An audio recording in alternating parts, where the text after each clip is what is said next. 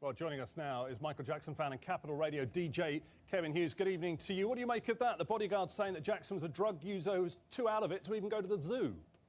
Yeah, there's been a lot of reaction online from all the fans across the UK. I've been looking at quite a few of the fan websites today like mjjcommunity.com, and they are saddened to hear these reports. They're obviously going to be, I think, in the media for a long time. But the fans actually have a lot of respect for Matt Fiddis. He knew Michael, he worked with him, and I think they take what he says, take what he says as he's a reliable source.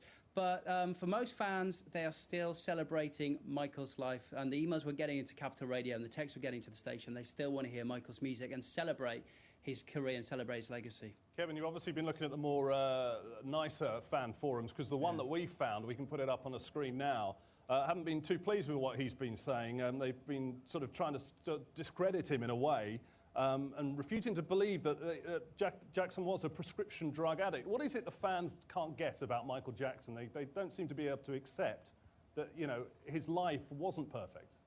Yeah, fair point. I think for a lot of fans, Michael Jackson obviously was a superhuman being, an icon, and a one-off.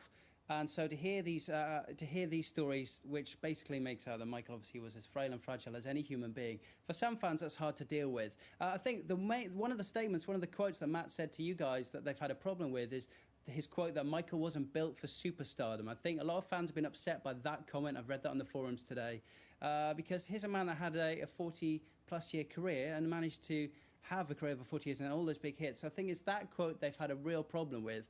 Although, interestingly as well, what's been up for discussion after showing the clip of President Obama, a lot of fans very upset on the forums as well that it took him 7 days to release a statement to be seen on camera talking about Michael Jackson. They're also talking about that today. And just quickly, Kevin, the bodyguard also claims that Jackson had a secret girlfriend. That's a bit of a turn-up, isn't it? Yeah, I think there's a lot more to come on that story. I think certain websites and journalists over the last 5 years have been more or less hinting and corroborating that story. I think we're going to find out a lot more about Michael's private life, but also for the fans around the world. With this memorial coming on Tuesday, we continue to celebrate his music and celebrate his career.